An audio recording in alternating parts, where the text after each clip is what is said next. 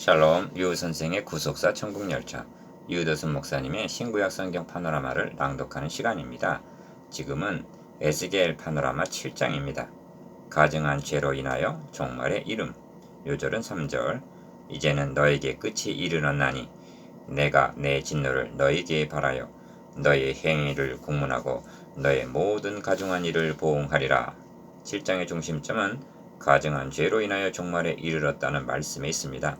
죄가 그 땅에 가득하고 강포가 찼음이라 합니다. 23절. 홍수 심판도 죄악이 세상에 관영, 창세기 6장 5절, 즉 꽉 찼을 때 폭발하듯 한 것이며 가나안 땅을 아브라함의 자손에게 주시겠다고 말씀하실 때에도 이는 아모리 족속의 죄악이 아직 관영치 아니함이니라. 창세기 15장 16절. 그래서 400년 후에야 주시겠다고 말씀하셨습니다.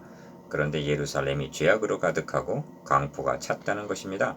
하나님은 그 백성과 거하시는 곳을 아끼사 부지런히 그 사자들을 그 백성들에게 보내어 이르셨으나 그 백성이 하나님의 사자를 비웃고 말씀을 멸시하며 그 선지자를 욕하여 여호와의 진노로 그 백성에게 미쳐서 만회할 수 없게 하였다고 말씀합니다.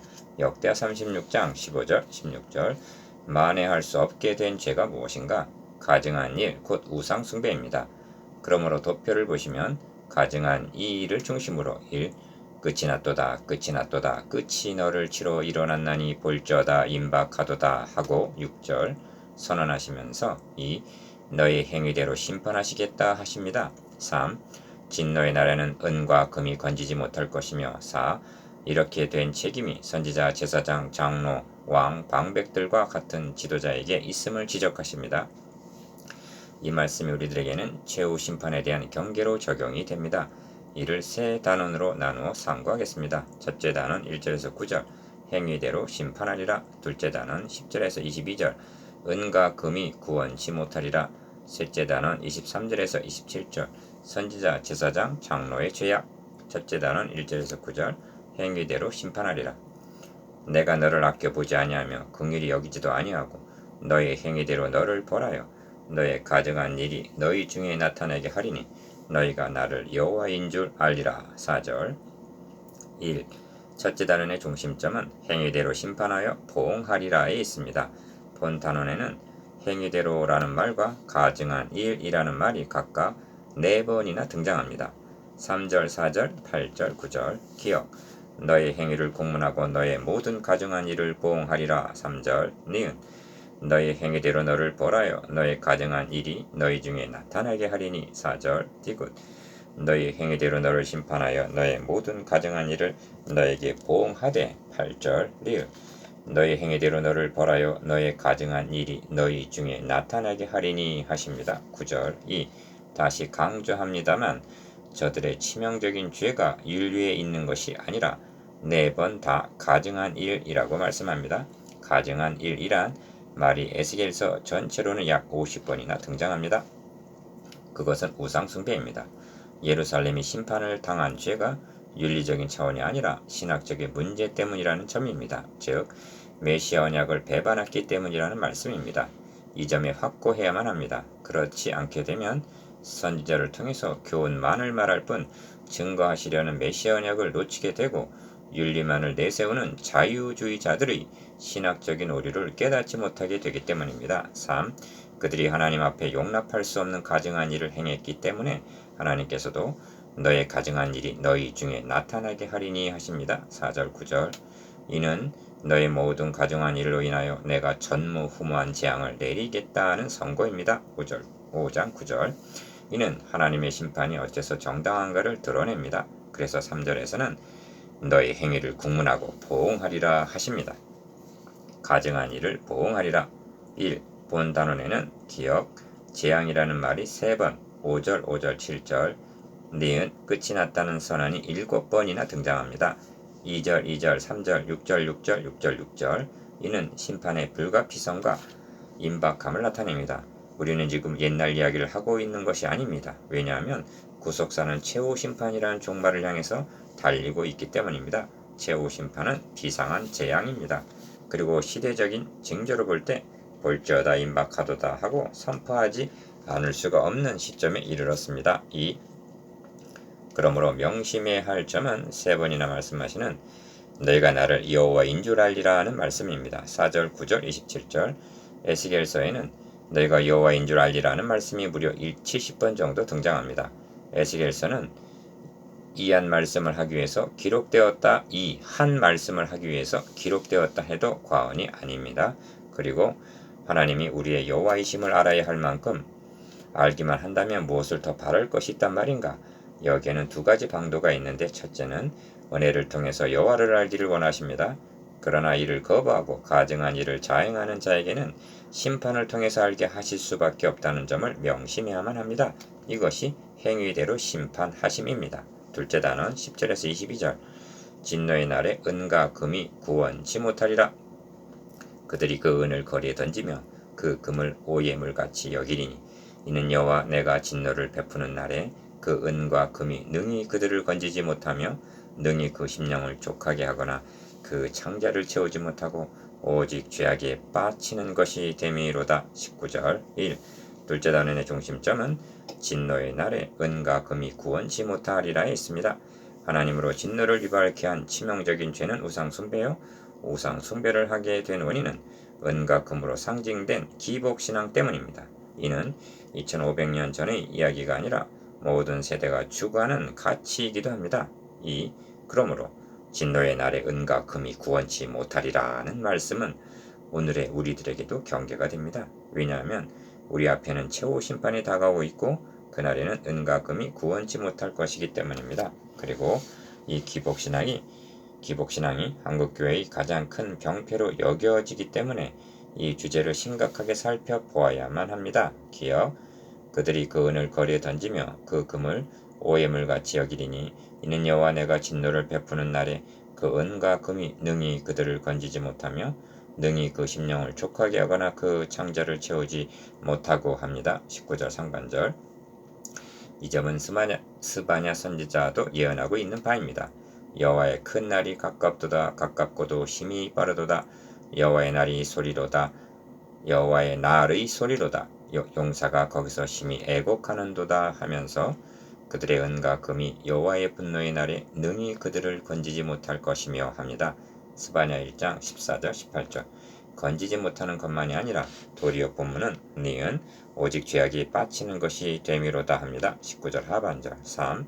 어떻게 죄악에 빠치게 하였는가? 기억. 그들이 화려한 장식으로 인하여 교만을 품었고 20절 상반절 니은 또 그것으로 가증한 우상과 미운 물건을 지었다고 말씀합니다. 20절 물질적인 풍요가 사치 방종하게 하였고 우상을 만들게 하였다는 것입니다. 신약 성경도 경고합니다. 들으라 부한자들아 너에게 임할 고생을 인하여 울고 통곡하라. 너희 재물은 썩었고 너희 옷은 좀 먹었으며 너희 금과 은은 녹이 슬었으니 이 녹이 너희에게 증거가 되며 불같이 너희 살을 먹으리라. 너희가 말세에 재물을 쌓았도다 하고 경고합니다. 야고보서 5장 1절에서 3절 죄악에 빠치는 물질 1. 볼지어다 그 날이로다 볼지어다 임박하도다 정한 재앙이 이르렀으니 몽둥이가 꽃 피며 교만이 싹났도다 합니다. 10절 이에 대한 해석이 구가합니다만 정한 재앙이 이르렀으니 몽둥이가 꽃 피며 교만이 싹났도다 하는 것으로 볼 때 이는 어떤 인물이 등장할 것을 가리키는 것이 아니라 심판의 때가 이르렀음을 알리는 징조로 여겨집니다. 개나리 꽃이 피면 봄이 왔다는 징조이듯 말입니다. 그래서 교만이 싹났도다 하는 것이 아니겠는가? 이 본 단원에는 진노가 3번 등장합니다. 12절, 14절, 19절 기억 때가 이르렀고 날이 가까웠으니 사는 자도 기뻐하지 말고 파는 자도 근심하지 말 것은 진노가 그 모든 무리에게 임함이로다 합니다. 12절 이 말씀도 재물과 결부되는 말씀인데 가난으로 인하여 전답을 팔아야 하는 사람은 근심하게 되고 사는 사람은 기뻐하는 것이 통념인데 예루살렘이 심판당할 날이 목전에 이르게 되었는데 이런 근심 기쁨이 무슨 소용이 있단 말이라는 뜻입니다.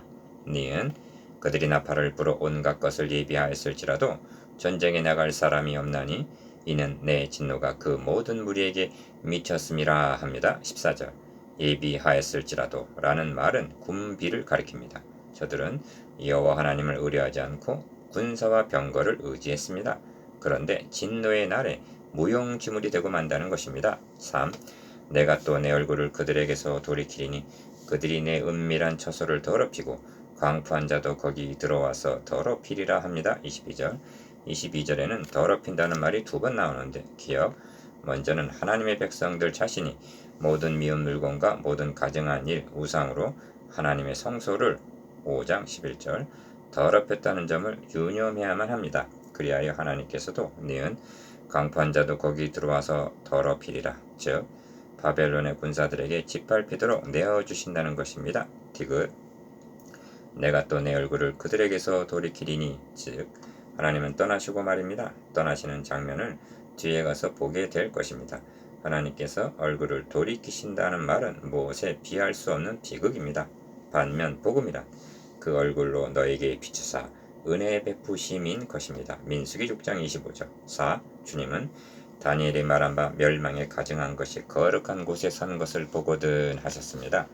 마태복음 24장 15절. 그래서 사람들은 재림 직전에 적 그리스도가 나타나서 거룩한 성전을 더럽히게 될 것이라 말합니다.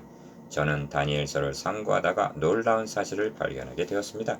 적 그리스도가 등장하여 거룩한 곳에 서게 되는 것은 하나님의 힘이 모자라서가 아니라 범죄함을 인하여 백성과 매일 드리는 제사가 그것 적 그리스도에게 붙임 바 되었고 내어준 바 된다는 사실입니다. 다니엘 8장 12절 13절 하나님의 백성들이 먼저 성전을 더럽혔기 때문에 적 그리스도에게 내어준 바 된다는 것입니다. 왜 그렇게 하시는가? 남은 자를 줄이시기 위해서입니다. 다니엘 파노라마 참고 에스겔서에서도 동일한 말씀을 하고 있는 것입니다. 적 그리스도는 하나님의 진노의 몽둥이 역할로 등장하게 되고 진노의 날에 은과 금이 구원치 못하리라 하십니다. 셋째 단원 23절에서 27절 선지자, 제사장, 장로의 죄악을 공문함 환란에 환란이 더하고 소문에 소문이 더할 때 그들이 선지자에게 묵시를 구하나 헛될 것이며 제사장에게는 율법이 없어질 것이요 장로에게는 모략이 없어질 것이며 26절 1. 셋째 단원의 중심점은 종교 지도자들인 선지자, 제사장, 장로의 죄악을 국문하겠다는 데 있습니다. 예루살렘이 멸망하고 성전이 불에 타고 백성들이 사로잡혀가는 이런 전무후무할 진노를 당하게 된 것이 누구의 책임이란 말인가? 본문에서는 암시적으로 말씀하고 있습니다만 변명의 여지가 없는 종교 지도자들의 책임인 것입니다. 기억 선지자에게 묵시를 구하나 헛될 것이며 니은 제사장에게는 율법이 없어질 것이요 디귿 장로에게는 모략이 없어질 것이며 합니다. 26절 즉 은혜가 떠나게 되리라는 말씀입니다. 왜 이런 지경에 이르게 되는가? 이 다음 장에서 은밀하게 행하고 있는 저들의 가증한 일을 보게 될 것입니다. 미가 선지자는 그 두려운 뇌물을 위하여 재판하며 그 제사장은 삭슬을 위하여 교훈하며 그 선지자는 돈을 위하여 점치면서 오히려 여호와를 의뢰하여 이르기를 여호와께서 우리 중에 계시지 아니하냐? 재앙이 우리에게 임하지 아니하리라 하는도다 하고 미가서 3장 11절 신랄하게 책망하고 있습니다. 이럴 경우 우리는 그들은 거짓 선지자다 하고 옆으로 밀어놓습니다. 아닙니다. 거짓 선지자란 말이 어디 있는가? 이는 어제의 선지자가 오늘의 거짓 선지자로 전락할 수 있다는 경계가 됩니다.